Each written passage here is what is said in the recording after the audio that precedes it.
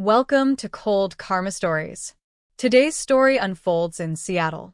My name is Rachel, and up until one ordinary evening in my late 20s, I honestly believed I was the good daughter. I wasn't perfect, but I was dependable. I paid bills when my parents forgot, wired money when emergencies popped up, and quietly covered debts they never wanted to talk about. My life was a cycle of work, transfers, and a desperate, unspoken hope that one day they would see me as more than a walking safety net. That night, I was at my tiny kitchen table, half focused on emails and half focused on a lukewarm cup of tea, when my phone lit up with a message from my younger brother. The preview read, "Guess who has a surprise for you?" There was an audio file attached. He added, "You have to listen. I swear you'll die when you hear this." I assumed it was one of Mom's dramatic stories, or maybe Dad bragging about something ridiculous. We used to share silly family moments. It wouldn't have been unusual. At least, that's what I told myself. A chill still crept up my spine as I stared at that audio icon pulsing on my screen like it was alive. My thumb hovered over the play button, and for a second I considered putting the phone down and ignoring it, but curiosity and habit pushed me over the edge. I hit play. At first it was just background noise. Plates clinking, muffled chatter, the distant buzz of a restaurant. Then my mother's laugh cut through, sharper than I'd ever heard it. My father's voice followed. Casual, relaxed, like he was discussing the weather. "She really thinks we love her," he said, amusement dripping from every word. "What we love is her money." Laughter. Real, unrestrained laughter. Not a nervous chuckle, not a slip of the tongue. It was the sound of people enjoying the punchline of a joke they'd told 100 times. I froze. The room blurred around me, my heart hammering against my ribs as if it was trying to escape my chest. They didn't say my name, but they didn't have to. I was the one wiring the money every month. I was the one covering late fees, medical bills, credit card balances. I was the one they called whenever a crisis showed up. My mind replayed every late-night call, every "we're so proud of you, honey," suddenly tinted with a sick new meaning. The audio ended with another round of laughter and the scrape of chairs. I stared at my phone. My reflection warped in the black screen. It felt like someone had taken the word family, twisted it into something unrecognizable, and shoved it into my chest. Without overthinking, I opened my banking app. Years of automatic transfers, shared accounts, and linked cards stared back at me like a digital web I'd let them spin around me. My hands were surprisingly steady as I started severing the threads. Canceling transfers, closing joint accounts, cutting off every financial lifeline they'd grown too comfortable tugging. Then I went back to my brother's message thread. The audio still sitting there like a loaded gun. And I typed 3 simple words. "So do I." I hit send. I didn't explain. I didn't ask why he sent it or whether he was laughing along. I didn't beg for context or excuses. In that moment, one thing became painfully clear. If their love had always been conditional, I was finally done paying the price. Before I tell you how that one recording exploded my family, cost my parents more than they ever imagined, and forced me to choose between blood and self-respect, tell me this in the comments. Where are you watching from? What time is it for you right now? And if you heard your parents say those words about you, what would you do next? The morning after I sent that message, the world looked exactly the same. Same Seattle skyline, same misty rain coating the windows, same gray office building across the street. Yet everything inside me was rearranged. My phone buzzed repeatedly on the nightstand. At first I ignored it, convincing myself it was just spam or work emails. But when the buzzing turned frantic, I finally picked it up. Dozens of missed calls from home. Messages piled on top of each other in the family group chat that usually sat dead and dusty. "Rachel, the bank is saying the transfer didn't go through. Did you change something?" Then, "Your mother is worried sick. Answer your phone." Then the next wave. "Our mortgage payment bounced.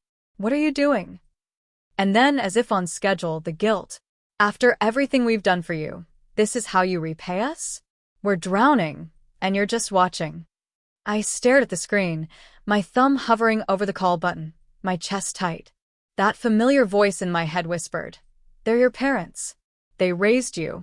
Maybe it was just a bad joke. Maybe you misunderstood. But then another voice, stronger now, replied, You didn't misunderstand anything. You heard them. You can't unhear it. I chose silence. I put the phone face down and went about my day. At work, I went through the motions. Meetings, emails, a polite smile here and there. But every notification that lit up my phone felt like a test. I didn't answer. I didn't reply. Every unanswered call was another inch of distance between us. And for once, that distance felt like protection instead of abandonment. That evening, I sat on the couch with my boyfriend Derek. My laptop open to a new folder I'd created, just in case.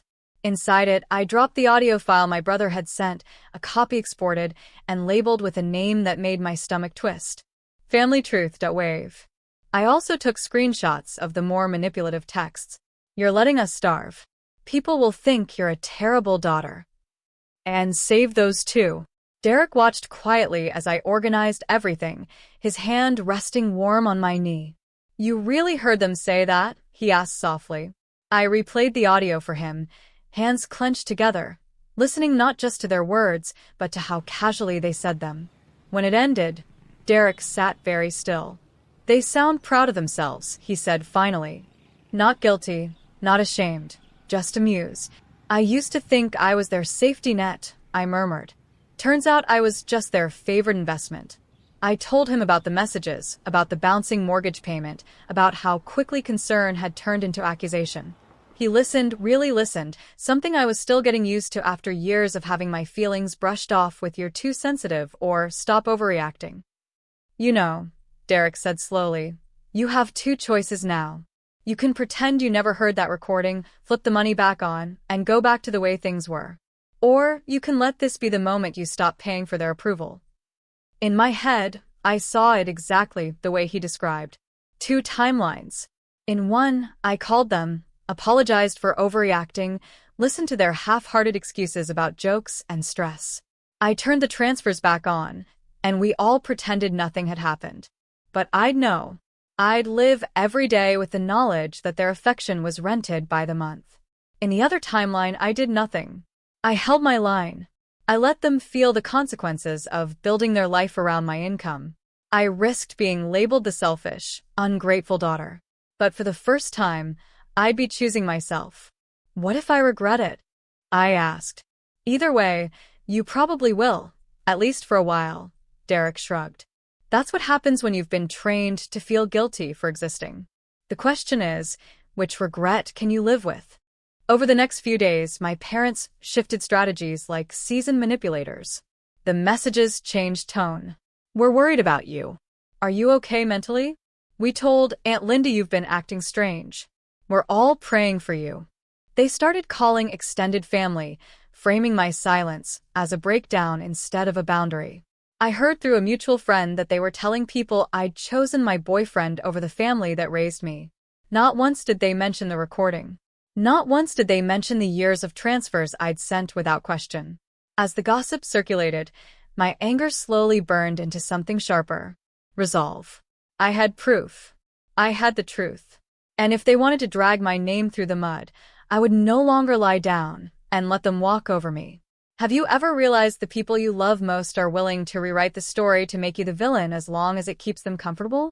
And if you had proof they were lying, would you stay quiet to keep the peace?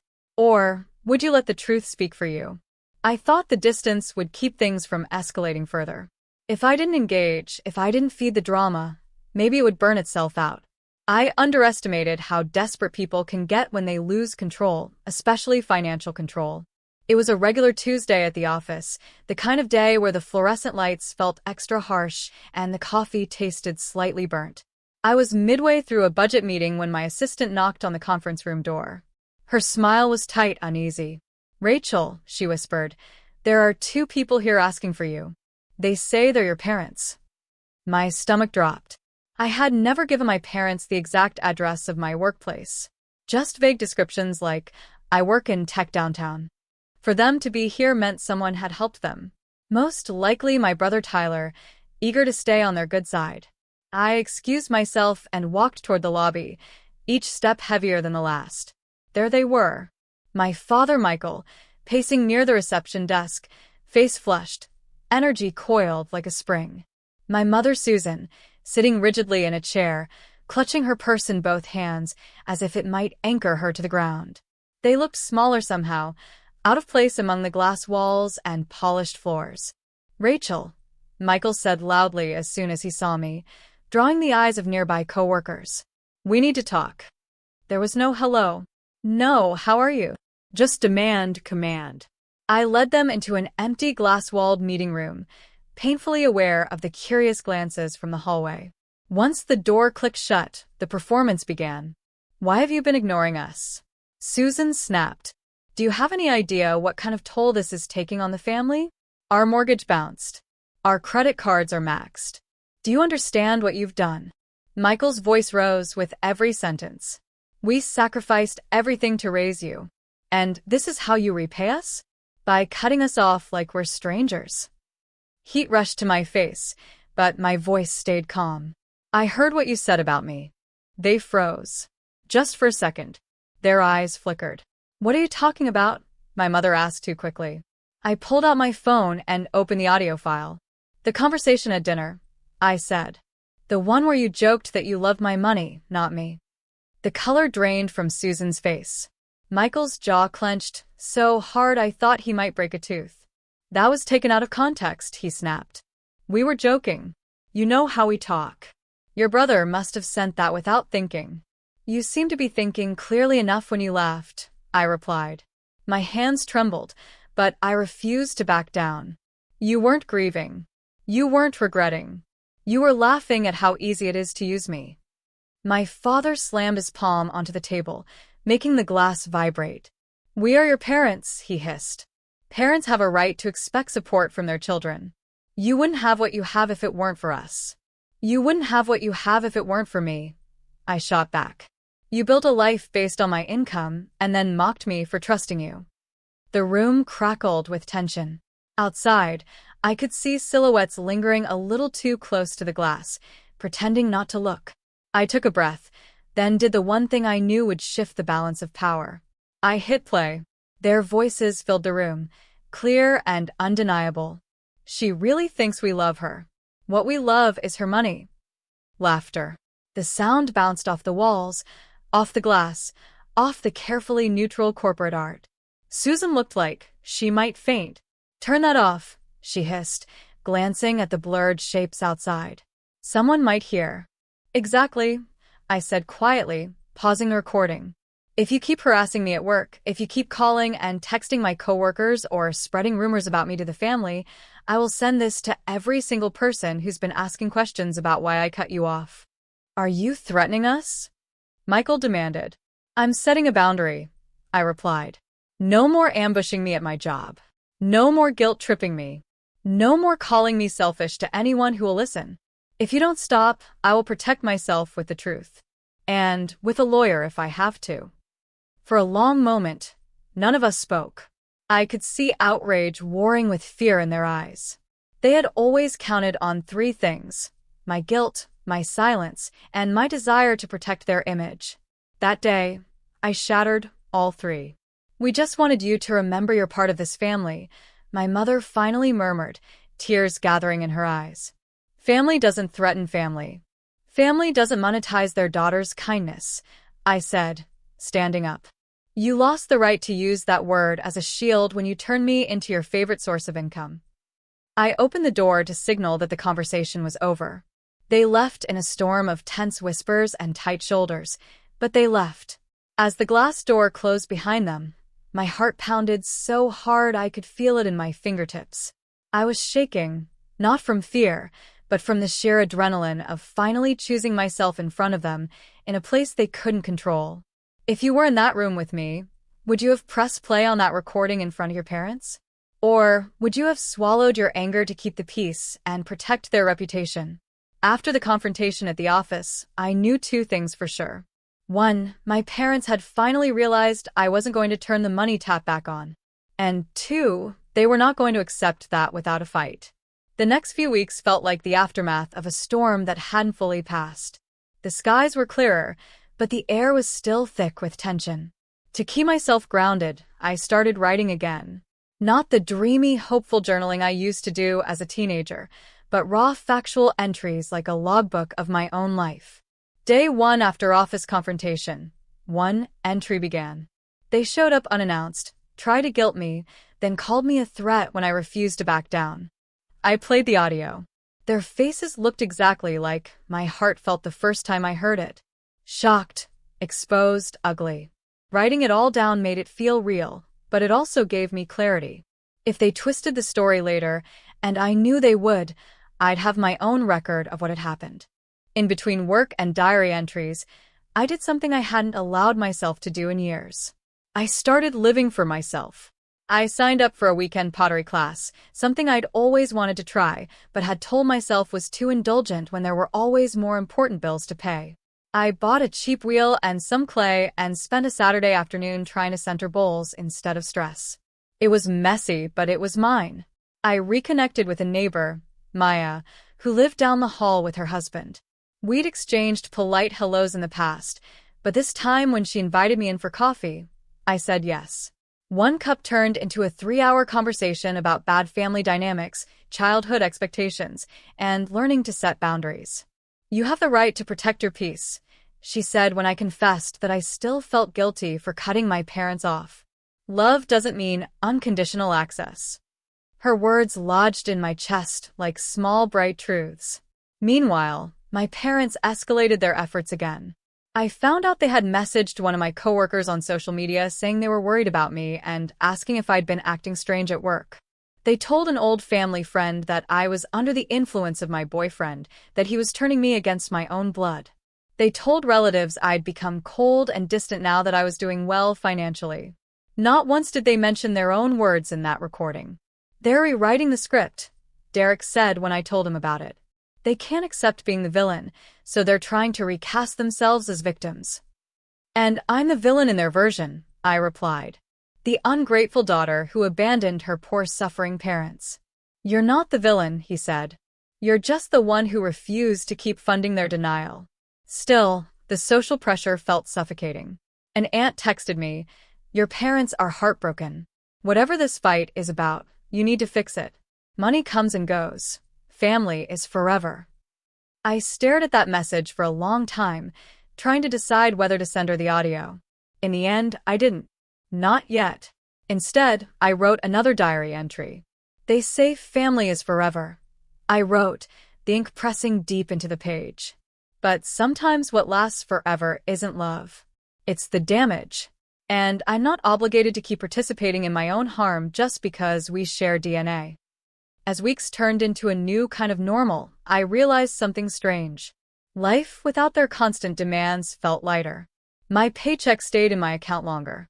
I could plan for a future that wasn't built around crisis management. I could choose how to spend my time without waiting for the next emergency call. It was uncomfortable, yes, full of grief and guilt and second-guessing, but it was also the most honest I'd ever been with myself. Have you ever started building a life beyond your family's expectations and felt both terrified and free at the same time? What's one small thing you did, like a hobby or a new friendship, that made you feel like you belonged to yourself again? The rumors eventually stopped being background noise and started walking into my life, wearing familiar faces. One afternoon, an old family friend called me out of the blue. "I don't want to meddle," she began, which is exactly what people say when they're about to meddle. "But your parents are really struggling. They say you've abandoned them, that you won't even answer their calls." She paused, then added in a lower voice, "They also told some people you've become selfish, that you're choosing your own comfort over your family's survival." Something inside me snapped. I had listened quietly while they took my money. Now, they wanted to take my reputation too. That night, after pacing my apartment until the floor might as well have had grooves in it, I opened my laptop and started typing. "Dear Mom and Dad," I wrote. Then I deleted Mom and Dad and replaced it with Dear Michael and Susan. It felt colder, but it also felt brutally honest. The first draft of the letter was pure, unfiltered fury. I told them exactly what I thought of their jokes, their manipulation, their smear campaign. I typed sentences I knew would cut deep. "You didn't just hurt my feelings. You shattered my reality. I built my life around helping you, and you built yours around exploiting me. I vented for 3 pages, then sat back and realized this version was for me, not for them. It was the letter my wounded heart needed to write, but not necessarily the one that would help me rebuild my life. I saved that document under the name Unsent Truth and opened a new one. This time I was deliberate, controlled, surgical. For years, I wrote, I believed that helping you financially was my duty as your daughter. I paid your bills, covered your debts, and sacrificed my own opportunities because I thought it proved my love. I never asked for anything in return except your honesty and affection. I described the first time I heard the recording, how it felt like someone had pulled the ground out from under me. Hearing you say you loved my money, not me, broke something inside me that no amount of transfers can fix, I wrote. It didn't just hurt. It clarified everything. It made me realize that what we had wasn't a relationship. It was a transaction. Then I addressed the rumors. I know you've been telling people I abandoned you, I wrote. The truth is you abandoned me first when you reduced my value to my bank account. I have not shared that recording with anyone yet, even though it would easily disprove your story, because I still don't want to humiliate you. But if you continue to lie about me, I will protect myself with the truth. It wasn't a threat. It was a boundary. Or maybe it was both. Either way, it was the most honest I'd ever been with them. I ended the letter with clear conditions. If you want any kind of relationship with me moving forward, it has to exist without money. No more transfers, no more emergencies, no more gossip. You don't have to apologize perfectly, but you do have to stop pretending you're the victims here. If you can't do that, then this distance will remain. When I was done, I printed the letter, signed it with a hand that shook just enough to remind me I was human, and sealed it in an envelope. At the last second, I hesitated. Would this make things worse? Would they deny everything and escalate again? Maybe. But staying silent wasn't working either. So I mailed it. A few days later, as I was cleaning my kitchen, my phone buzzed with a message from my mother. We need to talk, it read. This isn't about anger. We're hurting, and you need to understand that. I stared at the screen, a familiar mix of dread and curiosity swirling in my chest. Were they ready to listen for the first time, or was this just the prelude to another manipulation? If you had to write one letter to the person who betrayed you, and you knew they might twist your words, what's the one sentence you'd make absolutely sure they couldn't misunderstand? We agreed to meet at a small cafe not far from my apartment, a neutral place with warm lighting and the smell of coffee thick in the air. As I walked there, my mind played out every possible version of the upcoming conversation. In one version, they were contrite. In another, they were furious. In most of them, I left feeling worse than when I arrived. They were already seated when I walked in, facing each other instead of the door, as if they needed to rehearse their lines one last time. Susan wore the kind of strained smile that never reached her eyes. Michael's expression was stern, but under it I saw something new. Not authority, not control, but desperation. You look tired, my mother said as a greeting. All this drama must be exhausting for you. I sat down, resisting the urge to roll my eyes. You wanted to talk, I said. So talk. My father cleared his throat, folding his hands on the table like he was at a business meeting. We read your letter, he began. You clearly felt hurt by what you heard. The way he emphasized felt made my jaw tighten. It wasn't a feeling, I said evenly. It was a recording. We shouldn't have said those things. My mother cut in. It was a bad joke. We were stressed. Money has always been tight. We vent sometimes. You know how we are. I thought I did, I replied. Then I heard you laughing about how much you love my money. Michael shifted uncomfortably. Parents expect support from their children, he said. That's not a crime. You're acting like we robbed you. You didn't just expect support, I corrected him. You built your life around it. You made my income part of your survival plan and then mocked me for being naive enough to help. For a moment, the mask slipped. My father's eyes hardened. Do you have any idea how hard things have been since you cut us off? He demanded. We're behind on everything. The bank is calling. People are asking questions. We're embarrassed. I'm sure it's difficult, I said quietly. But that's what happens when you live beyond your means and rely on someone else's paycheck to hold it all together. The truth hung in the air like a third participant at the table. My mother leaned forward, voice softening in that calculated way I recognized too well. "We're not your enemies," she said. "We just want our daughter back. You're letting that recording erase years of family." I thought of all the times I'd bailed them out. The nights I'd cried over my own empty account while they reassured me that I was doing the right thing. I thought of the audio. She really thinks we love her. What we love is her money. "I'm not erasing years of family," I said. "I'm acknowledging what those years really were." That was when Michael played what he clearly thought was his trump card. "We've been talking to a lawyer," he said, voice carefully casual, "about our estate. The house. The little we have. We wanted you to know that if you keep pushing us away like this, there won't be much reason to keep you in those plans." He watched me, waiting for the reaction he'd always gotten. Fear, panic, desperation to get back into their good graces. Instead, something inside me went very, very still. "You're threatening to disinherit me?" I asked. "We're simply saying actions have consequences," he replied. "Family looks out for family. If you're not willing to be there for us now, why should you benefit from anything later?" I almost laughed. "You do realize how ironic this is, right?" I said. "You spent years treating me like an ATM, and now you're using theoretical future money as a leash." I imagined briefly the alternate ending they were offering me. I caved. I apologized. I turned the transfers back on. I kept the recording buried, pretended it had never existed.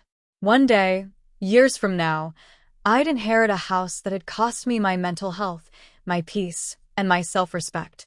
In that version of the story, I'd win the asset but lose myself. "Keep the house," I said calmly. "Keep whatever's in your will. I don't want to build my life around waiting for you to die so I can finally feel compensated." Susan stared at me, stunned. "You don't mean that," she whispered. "Every child cares about inheritance." "I care about not being used," I said. "And I'm done paying for love that was never real." There it was, that shift behind their eyes. Not understanding, not remorse, just fear. Fear that I no longer responded to their familiar buttons, that the leverage they'd always counted on didn't work anymore. "So that's it," Michael said bitterly. "You're just going to walk away? Leave us to pick up the pieces." "You're adults," I replied. "You made choices.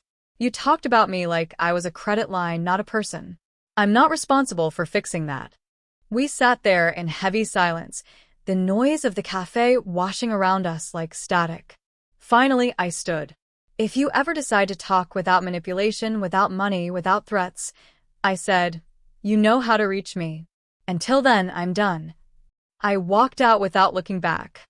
Outside, the Seattle air felt colder than it should have, but for the first time, my spine felt straight, not bent under invisible weight. If your parents try to hold an inheritance over your head to keep you obedient, would you take the deal and swallow your anger? Or would you walk away and risk being labeled the ungrateful one? Time didn't magically heal everything after that cafe meeting, but it did something more honest. It revealed what people really valued. In the months that followed, I didn't hear from Michael or Susan directly, but I heard about them a lot. A cousin mentioned at a party I skipped that my parents were in trouble with the bank, that they'd tried to refinance their home and been denied. Another relative whispered that they had sold their second car and were downsizing, though they framed it as a fresh start. A family friend, one of the few who didn't immediately buy into their victim narrative, pulled me aside one afternoon. "They're very defensive whenever someone asks why things are so tight," she said. "And when your name comes up, it's like walking into a wall. People are starting to wonder what the real story is." The more they tried to control the narrative, the more cracks appeared in it.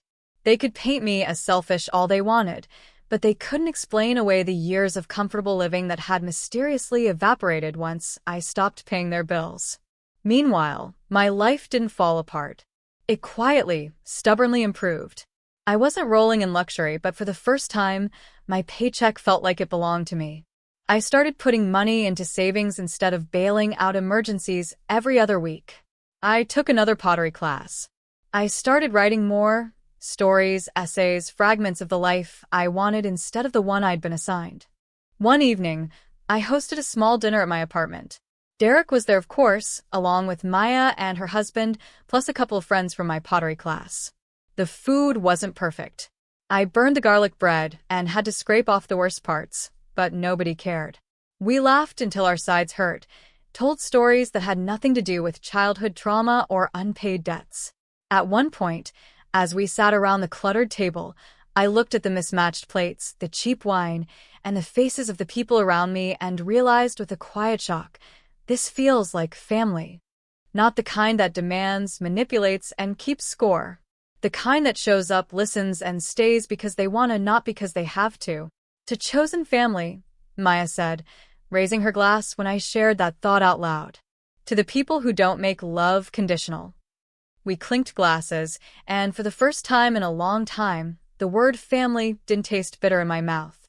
Later that night, after everyone had gone home and the apartment was filled with the soft chaos of empty glasses and leftover food, my phone buzzed with a text from an unknown number. "We lost the house," it read. "Hope you're happy." There was no signature, but I knew who it was. I stared at the message for a long time.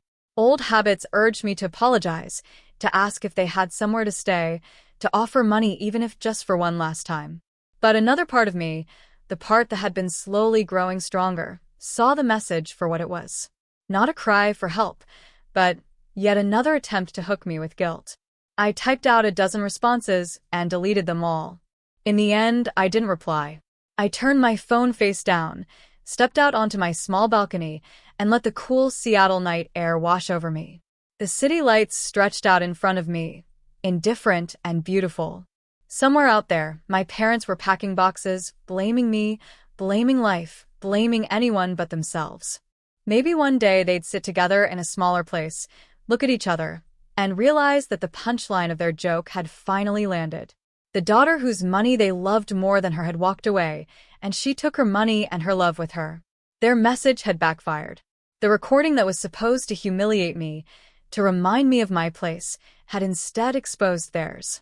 It cost them comfort, reputation, and control. It cost me my illusion of what family was supposed to be, but gave me something far more valuable: the freedom to define it for myself. As I stood there under the night sky, I whispered a quiet truth I wish someone had told me years ago. You are allowed to choose yourself, even if your family never understands why. If you made it this far, I want to ask you one last thing. When you hear the word family, who do you picture first? The people who share your blood, or the people who make you feel safe, respected, and loved without conditions? Tell me in the comments which one you'd choose if you had to. And if you've ever had to walk away from toxic relatives to save yourself, know this: you are not the villain. You're just the main character finally taking your story back.